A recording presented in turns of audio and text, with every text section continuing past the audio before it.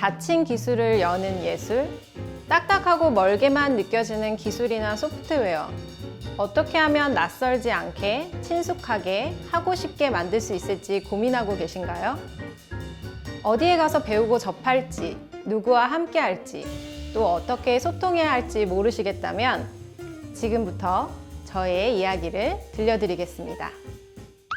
안녕하세요. 여성을 위한 열린 기술랩을 운영하고 있는 전유진입니다.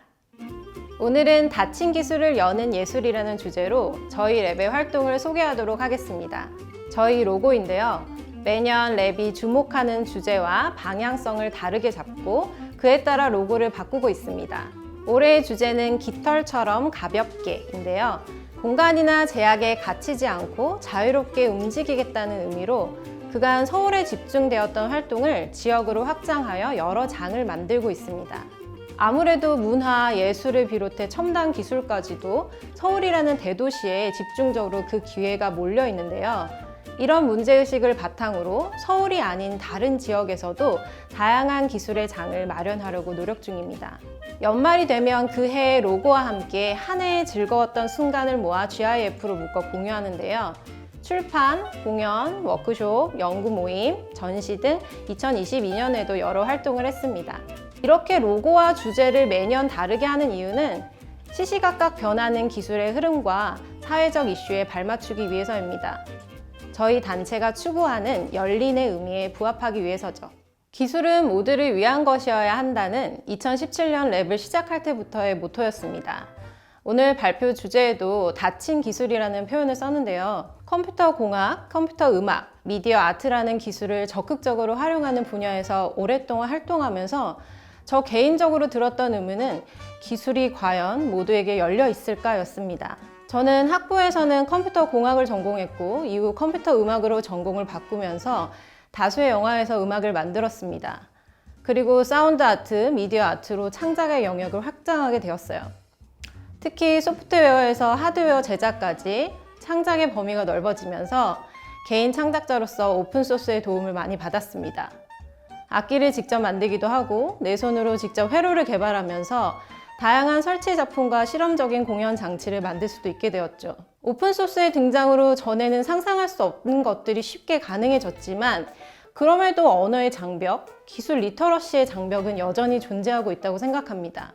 그리고 그런 장벽으로 기술 문화가 다양해질 수 없다고 생각하고요. 기술에 쉽게 접근할 수 있는 이들은 누구인가? 라는 질문과 함께 사회에서 정말 기술이 필요한 이들은 누구일까? 라는 질문도 이어서 하게 되었습니다. 여성을 위한 열린 기술 랩은 을지로에 위치하고 있습니다. 2017년의 을지로 풍경인데요. 당시 작품을 만들기 위해 자주 드나들던 을지로는 저에게 일종의 애증의 장소였습니다. 일단 수적으로도 여성을 찾기가 쉽지 않은 곳이었고 저를 보는 낯선 시선들 앞에 심리적으로 위축되는 곳이었죠. 이곳에 여성을 위한 장소가 있다면 나처럼 마음 기댈 곳 없는 사람들에게 위안이 되지 않을까라는 생각을 했던 것 같습니다.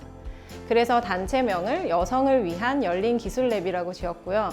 사실 저희 단체명에서 이 여성의 의미는 성별을 구분해 여성만을 위한다는 뜻이라기보다는 주류에서 배제된 사람들, 기술이 어렵게 느껴지는 사람들 모두를 포괄하는 말이라고 생각합니다. 몇 년 사이에 을지로가 정말 많이 달라졌지만 당시만 해도 여성과 기술? 여성이 기술을 다룬다? 라는 말조차 낯설어 하시고 신기해하는 분들이 많았습니다. 자신 있게 말할 수 있는 저희 랩의 대표 활동은 매년 진행하는 기술 연구 모임이라고 할 수 있습니다. 매년 하나의 주제를 정해서 다양한 분들과 6개월 이상 정기적으로 만나면서 기술을 공부하거나 연구하고 있습니다. 사진은 회로를 직접 뜯고 개조하여 새로운 장치를 만들어 보는 활동인데요. 고장난 장난감이나 작은 전자제품을 열어서 그 속에 회로를 변형하여 소리를 내는 악기를 만들어 보았죠. 이렇게 회로를 변형해서 다른 기능으로 개조하는 것을 서킷 밴딩이라고 합니다. 사진 속에 계신 나이가 지긋해 보이시는 분은 백남준 아티스트의 테크니션으로 활동해 오신 이정성 선생님이신데요. 아날로그 TV를 해킹해서 백남준 작가의 미디어 아트 작품을 직접 만들어 보는 활동입니다. 이렇게 을지로에 계신 장인분을 강사로 초빙하여 그분들의 기술 노하우를 전수받기도 합니다. 작년에 있었던 모임의 워크숍 현장인데요. 악성 댓글이나 혐오 표현을 필터링하는 클린봇을 간단하게 코딩으로 만들어 보기도 했습니다. 단순히 기술을 배우는 것뿐만 아니라 현재 이슈가 되고 있는 각종 기술에 관해 서로 의견을 나누는 장을 만들기도 하고 있어요. 이건 하트빗이라는 워크숍인데요. 맥박의 속도에 맞춰 버튼을 누르면 그 속도에 따라 LED 불빛이 깜빡이게 되는 회로보드를 만드는 과정입니다. PCB라는 회로가 무엇인지, 반도체란 무엇인지, 기본적인 원리를 이해하면서 이 심장 모양으로 만들어진 회로보드를 직접 인두기로 조립하고 완성해 보게 됩니다. 하트빗에는 ATtiny85라는 마이크로 컨트롤러 칩이 들어갑니다. 아두이노가 보통 가장 잘 알려진 마이크로 컨트롤러 보드죠. 그래서 하트빗도 아두이노 ID를 이용해 코드를 작성하고 칩에 업로드합니다. 이렇게 각자의 맥박 속도를 측정하고 기록해 둘 수 있는 아이템이라서 커플템으로도 인기가 좋았습니다. 2021년에 시작한 저항하는 기술 더 레지스터스 프로그램은 창작을 위한 전문 기술 교육입니다. 너무나 기본적이라서 학교에서도 알려주지 않는, 하지만 누군가에게는 한 번도 배워볼 기회가 없었거나 경험해보기 어려웠던 기술을 짧은 시간 내에 다양하게 접할 수 있습니다. 드라이버, 니퍼, 스패너, 렌치 등 다양한 손도구의 이름부터 사용법, 주의사항, 규격, 용도 등을 배우면서 시작합니다.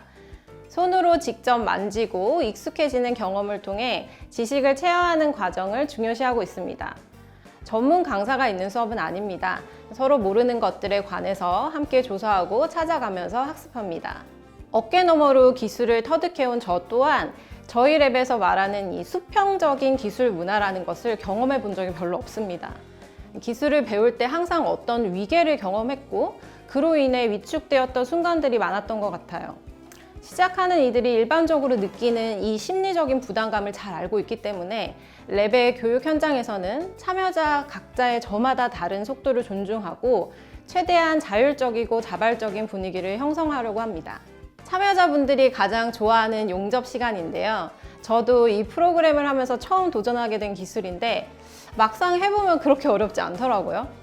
처음 인두기를 사용할 때처럼 엄청 어려울 것 같았지만 몇 번 해보니 손에 금세 익었습니다. 그래서 용접도 막상 해보니 아, 이런 거구나, 이렇게 하면 되는 거구나 라는 걸 알게 되면서 기술에 대한 자신감이 생기는 것 같았습니다. 기술에 관심을 가질 기회가 없었던 이들을 끌어들이기 위해 저는 교육용 키트를 만들기 시작했습니다.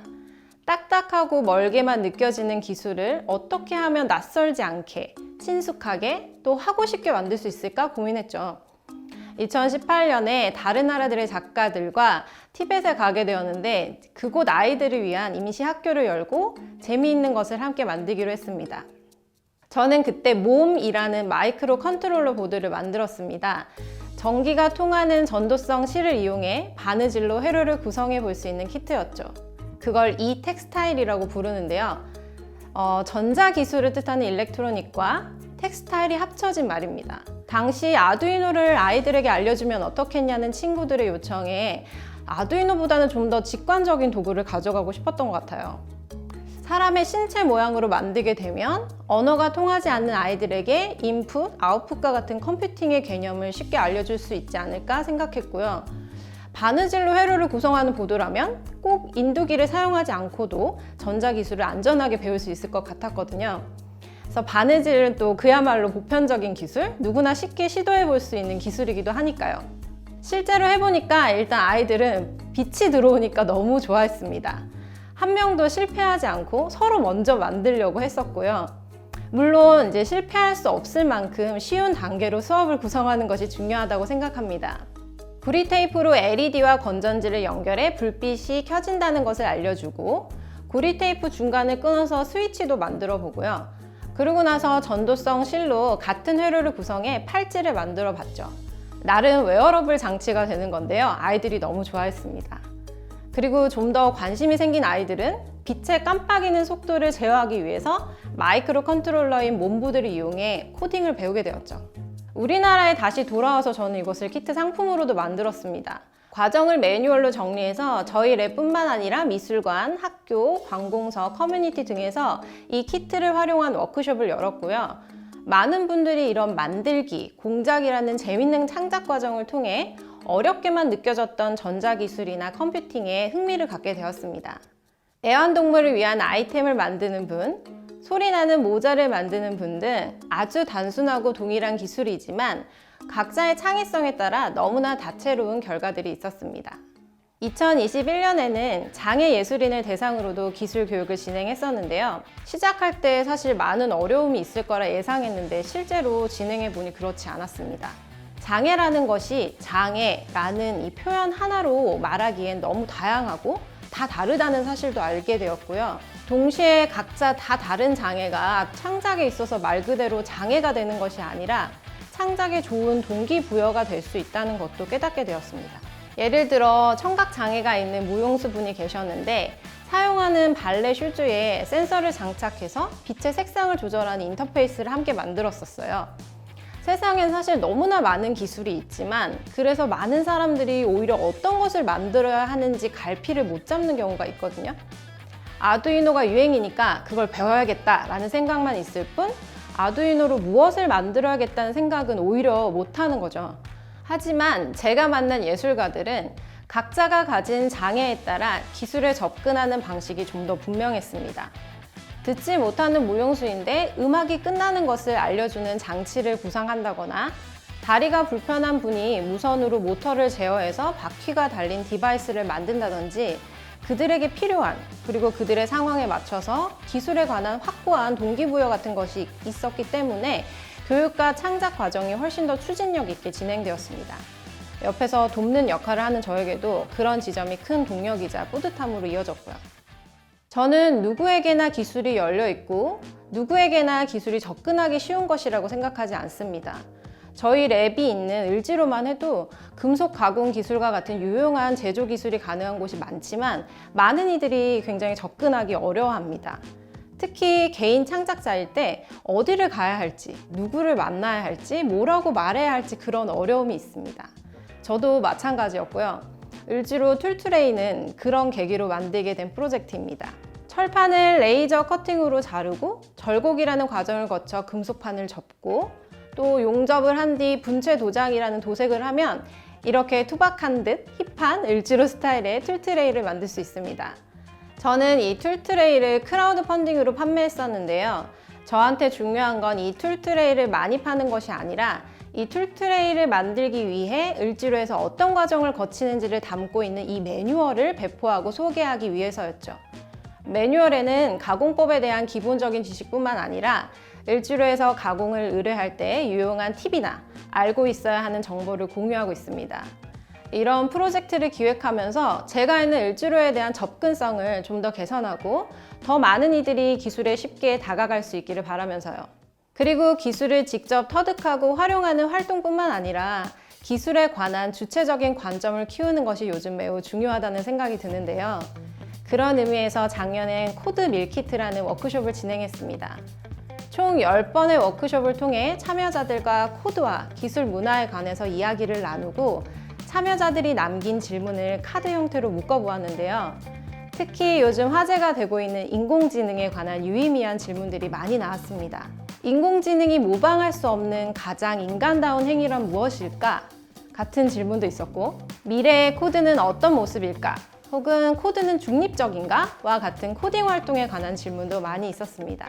기술을 직접 다루지 않더라도 우리 삶 깊숙이 기술이 개입하고 이미 큰 영향을 끼치고 있기 때문에 기술에 관한 생각을 키우고 서로의 의견을 나누는 장이 점점 더 필요해질 거라고 생각합니다. 같은 맥락으로 올해 5월부터 정기적으로 발간하는 기술 비평 잡지 femtek톡을 만들고 있습니다. 우리 사회에서 더 다양해질 필요가 있는 기술 담론을 마련하기 위해 만들고 있는데요. 2024년까지 총 6권을 낼 예정이고 어디서든 부담 없이 쉽고 가볍게 읽을 수 있는 잡지를 지향하며 더 많은 이들에게 다양한 기술 문제에 대해 고민해 볼 수 있는 계기가 되었으면 하는 바람입니다. 무료로 배포되고 있고 1호는 모두 소진되었고요. 이어서 2호는 8월에 발간되었습니다. 많은 관심 부탁드립니다. 지금까지 저희 랩에서 시도해온 닫힌 기술을 열기 위한 여러 예술 활동과 실험에 대해서 소개를 드렸는데요. 흥미를 느끼신다면 마음을 열고 함께 하시기를, 나아가 이런 시도가 사회 곳곳에서 앞으로 더욱 많이 일어나기를, 그로 인해 기술을 활용하는 방식과 관점이 풍요로워지기를 기대하는 마음으로 이야기를 마칩니다. 감사합니다.